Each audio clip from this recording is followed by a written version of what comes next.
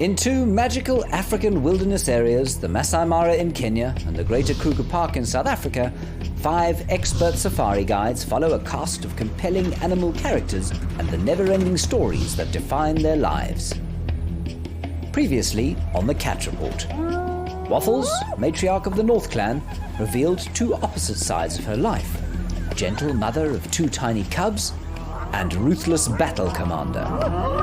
Kekenya has steered clear of the migration madness, hunting the Mara-Serengeti border, where the shorter grass attracts her favourite Thompson's gazelles. Hosana demonstrated his clownish antics and hunted his father's dukedom. Tingana, in turn, extracted a nutritious rental. The 2 lionesses of the fledgling Owino Pride, a splinter group of the Sausage Tree Pride, fed their 3 inexperienced youngsters with luck and dedication.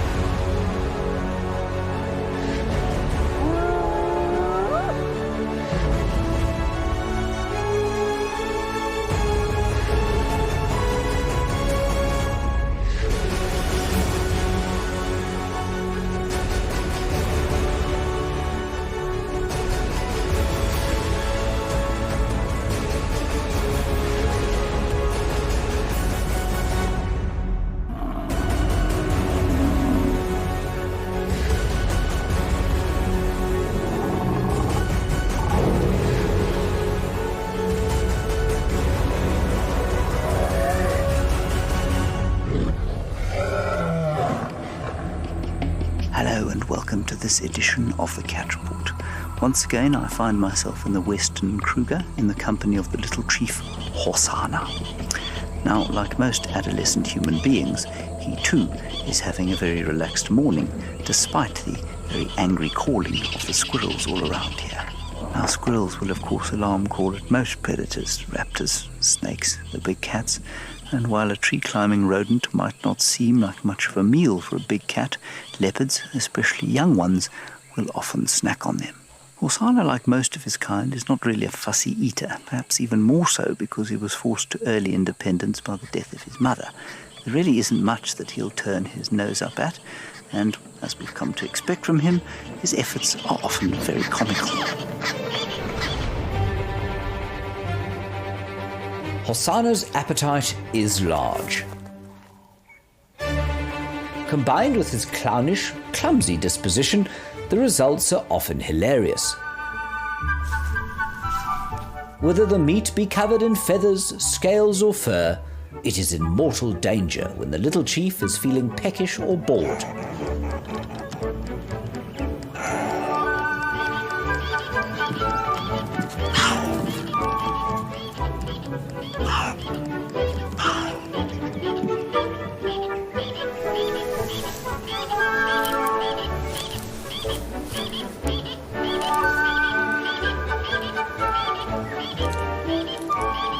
Tea is served.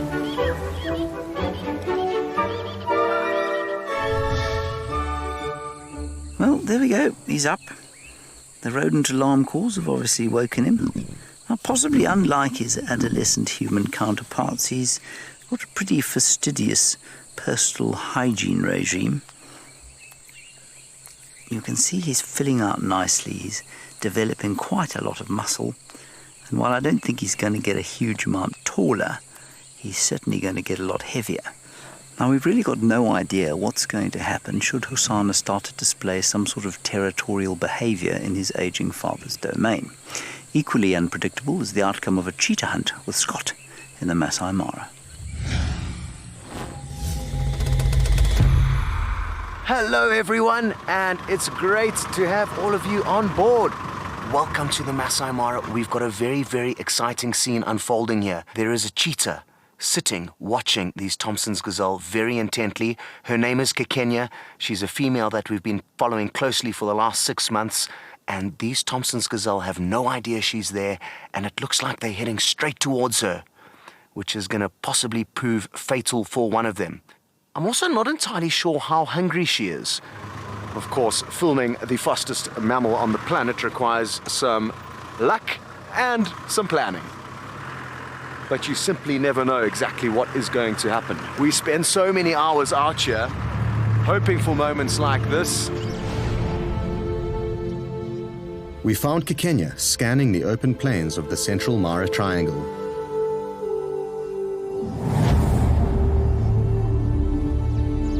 After a brief stretch, she started moving from termite mound to termite mound, searching for potential prey.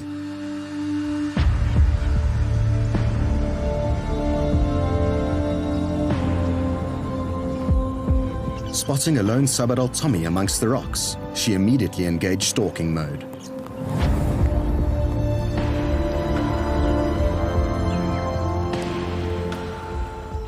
But a sixth sense seemed to alert the Tommy to Kikenya's presence, and the chase was over before it had even begun.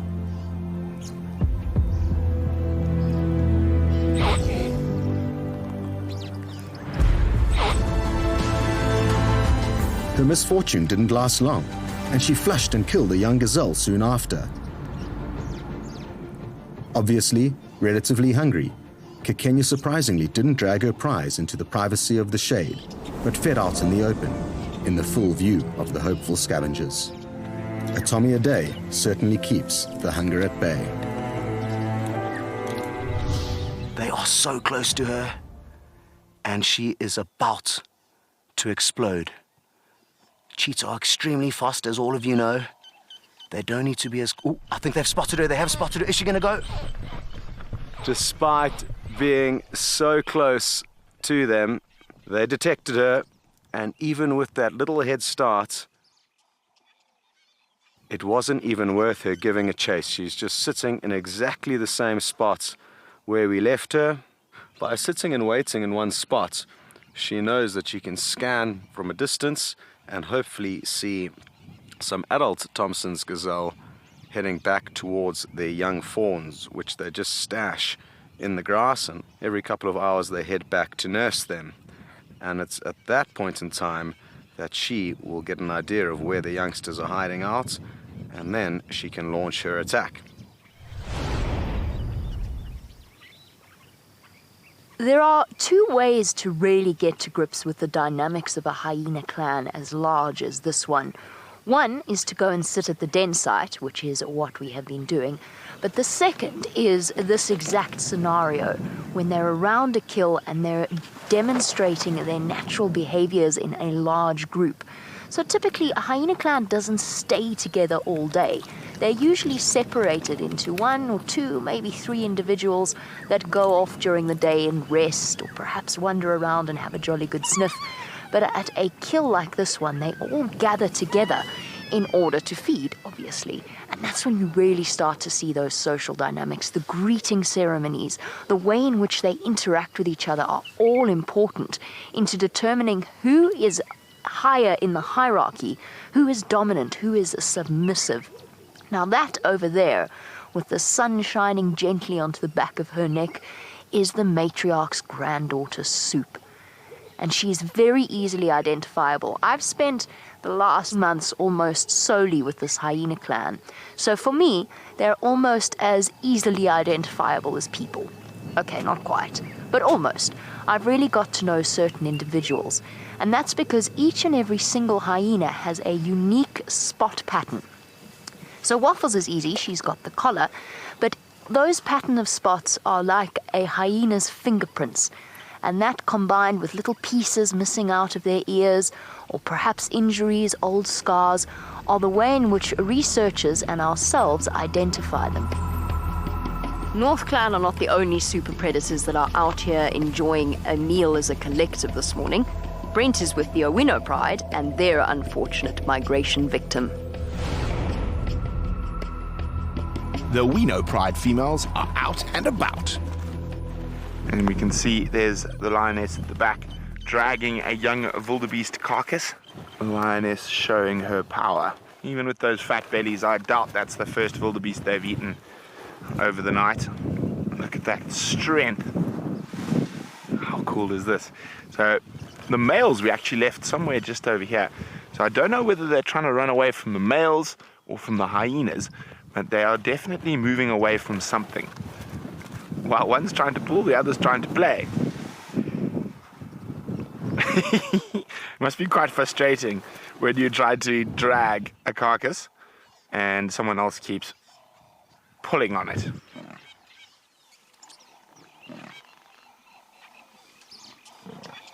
Yes, there we go. Flop down. Let me lie on top of the wildebeest, and then I'm going to lie on top of you.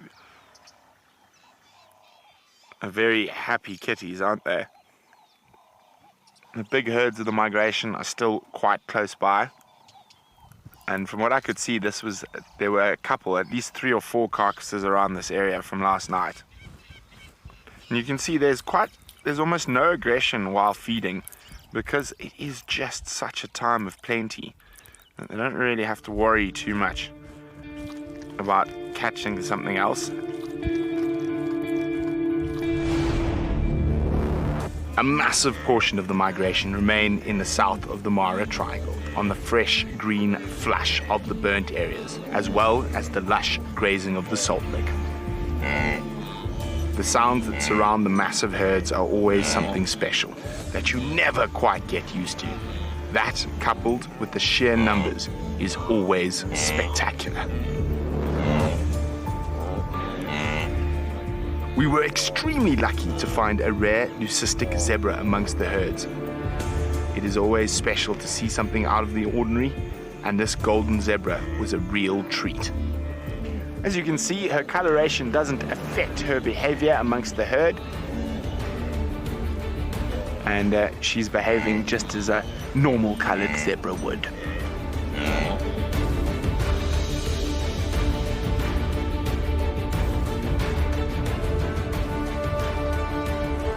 To the north, a few scattered herds of zebra and wildebeest were around the main crossing points. A small herd of 15 individuals decided to brave the Mara River. The crocodiles have had a tough time this year, with very few large crossings in their haunts. They wasted no time heading for the small group of zebra, their eagerness showing with a few failed attempts, but the need to cross amongst the zebra was too great. And as saurian reinforcements arrived, the fate of one brave zebra was sealed, and the crocs feasted. A battle for the zebra continued as the behemoths drifted downstream. Well, the lions are on their way to being well and truly fed, and they are really devouring this little wildy very quickly at the moment. 3 lionesses make very short work on a juvenile wildebeest. You can see every now and then there's just that casual head up, make sure there's no hyenas or male lions or any other possible threat coming in. We've spent a fair bit of time with the Owinos lately. As you know, this pride is a splinter group from my favorite pride, the Sausage Tree Pride. Let's quickly catch up with the sausages and see what our dominant male Kipuli and leading lioness Kinky Tail have been up to in recent times.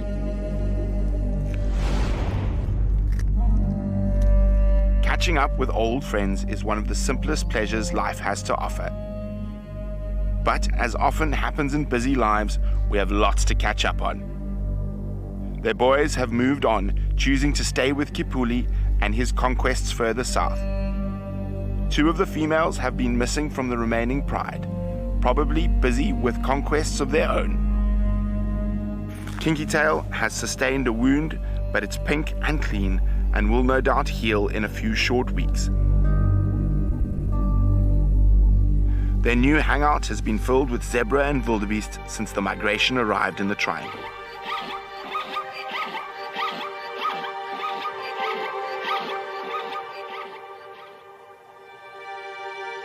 The females, full and content, make little effort to disguise their presence as zebras peer myopically in their direction, creeping closer and snorting to make absolutely sure that they are indeed lions.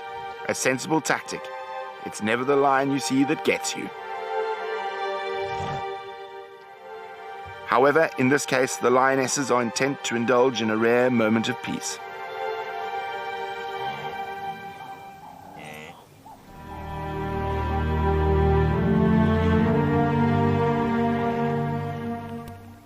There have been other interesting developments with the sausage tree pride.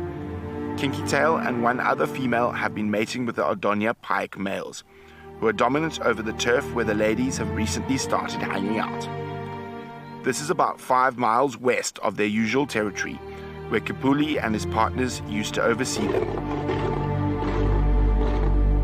We're not sure why Kinky Tail and her pride has moved west, possibly pressure from another pride as opposed to the lure of migrating herds, which are now plentiful in their old home range as well.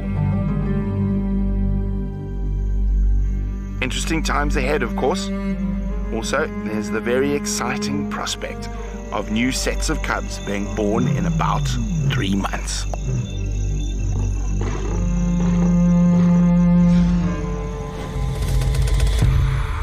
Well, how fascinating are the shifting dynamics in the sausage tree pride at the moment. There we go. He's up and he's wandering about now. He's a very inquisitive little fellow, that. But, so are many leopards. It's a common misconception that leopards snooze all day long, and often we'll go out in the afternoon, having left Hosana somewhere in the morning, and find that he just isn't there anymore. If he's got a big kill, well, then you'd expect to find him in the same place.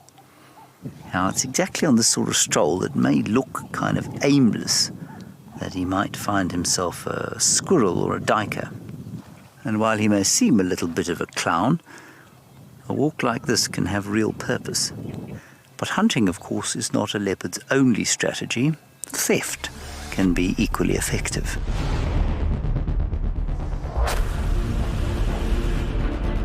There has been a constant food fight amongst the Djuma leopards of late. Hosana scented meat on the breeze and followed it to an irritated Tandi. Her anger was justified this time. The males keep stealing her hard-earned meals.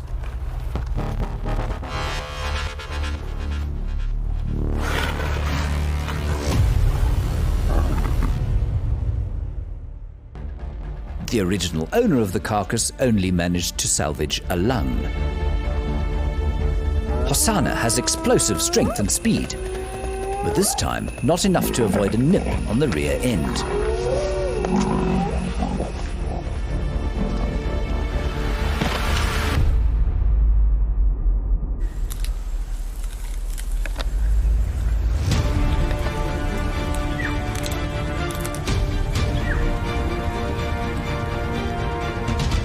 Fighting can injure a solitary cat, and an injury can mean starvation. Curious and hungry, Hosana remained to see if he could pick up a scrap, but the game was up. Oh, the trials of adolescence have become far too much for Hosana again. I suspect he ate something last night. The temperature today is very pleasant, and so I think that panting is probably from the metabolic heat being created by his powerful digestive system. As I said, leopards don't always sleep during the morning, and Tingana is no different. This time, however, he seems to have climbed into some rather hot water. We have a male leopard that is on the move. He's walking straight north, but what he doesn't know is that there's a male lion lying in wait right in front of him. This is our big dominant male leopard that we've got in this area. He's called Tingana. He's on a territorial patrol. I heard him sawing just now, and now he's just kind of slowly ambling north. The lion is right here. So there is the lion right in front of me. And the leopard is walking straight at him. He's just stopped and looked. The lion's trying to lie down as low as possible. Lions and leopards are not friends at all. If this lion can, he will chase this leopard and he will try and kill him. The lion weighs probably 3 times what this leopard weighs and is far more powerful and bigger. So look, you see the leopard has now seen the lion. He's now crouching down. Trying to get out of this situation is going to be very tricky for this leopard. He's trying to use his camouflage to hide away from this lion, but it's going to be now a tough standoff between the two. If he had walked any further, I think he would have been in a lot of trouble.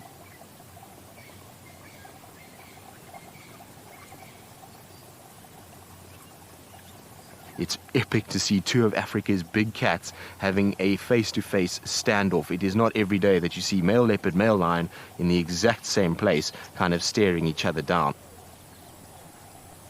There he is, he's running. So the lion is not going to chase him. There goes the leopard. He's going to run away. You can see he's moving very quickly away from this area.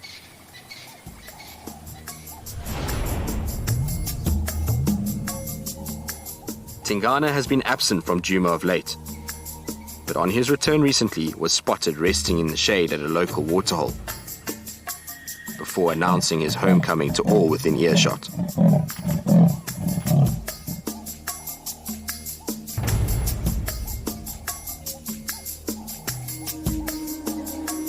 A quick patrol to search the area for unwelcome lurkers preceded a refreshing drink.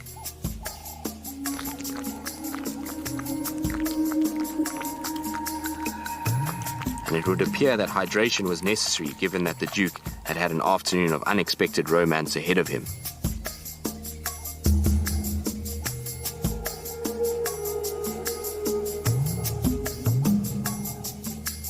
Foreign young leopardess sought him out, and with the briefest of flirtations seduced the Duke into fathering yet another generation of regal offspring, amidst the usual flurry of ritualistic passion.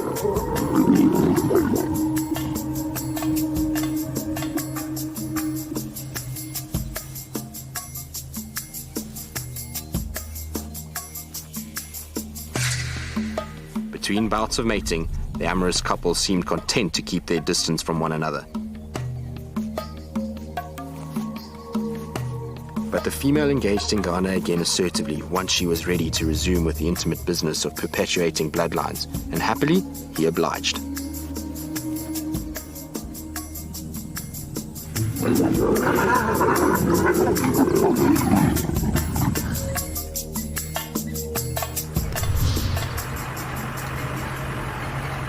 The Duke has done, well, what a leopard does. He's just nonchalantly walked right around this male lion.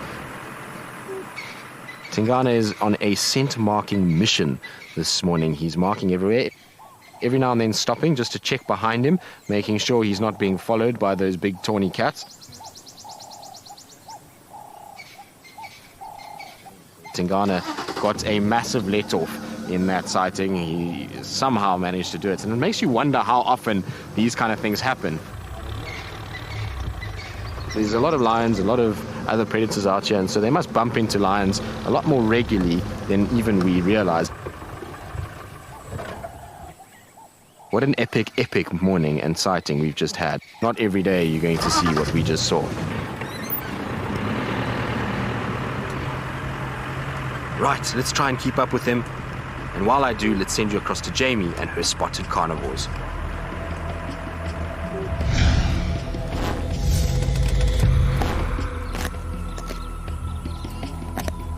Meal complete.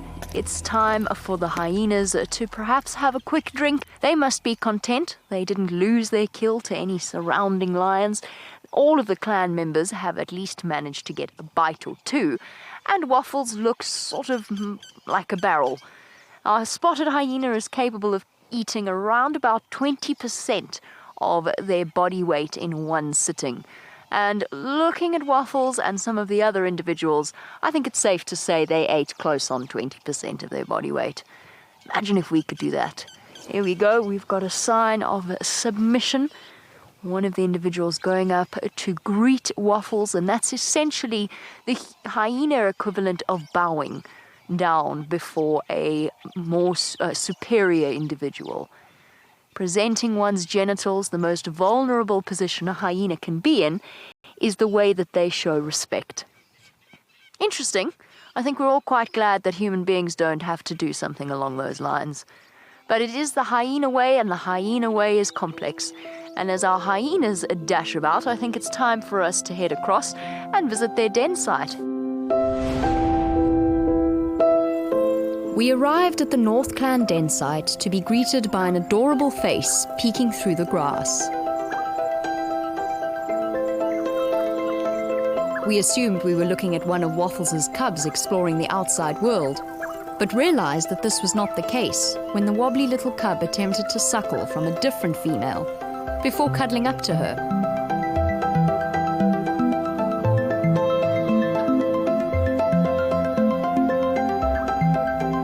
And then climbing all over her in the endearing manner only a mother would allow.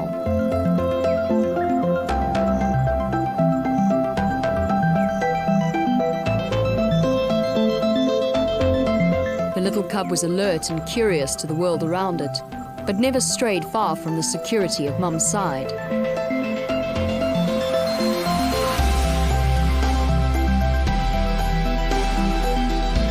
Another member of the clan ventured too close for a look and was quickly put in its place by Mum. An important early lesson for the youngster on how rank order works in the clan.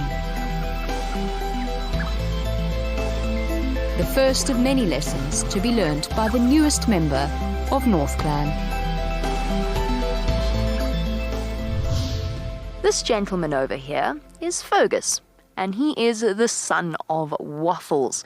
All of his older brothers have since dispersed and moved off in search of better mating opportunities with neighbouring clans, but Fergus is still around, which, believe it or not, makes him one of the most dominant hyenas in the clan.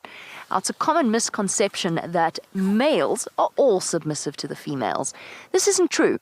If they inherit the status of their mother and their mother is high-ranking, they will be high-ranking as well, up until they disperse to a neighbouring clan. Now, I don't pretend to know everything there is to know about them. Nobody does. That's why we're still researching them and getting to understand them. But what I can tell you is that they have become my absolute favourite predator, purely on the basis of the complexities of their relationships.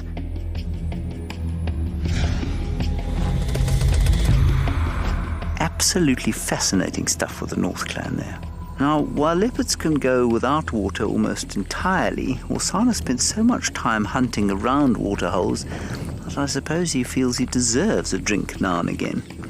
And that's where we're going to leave the little chief for the time being. Join us next time for another edition of the Cat Report, where Horsana will be up to his normal hijinks. His family will probably be clashing over the dry season bounty here in the Kruger. No doubt the Mara's compelling characters will fight for their piece of the dramatic and captivating wilderness limelight.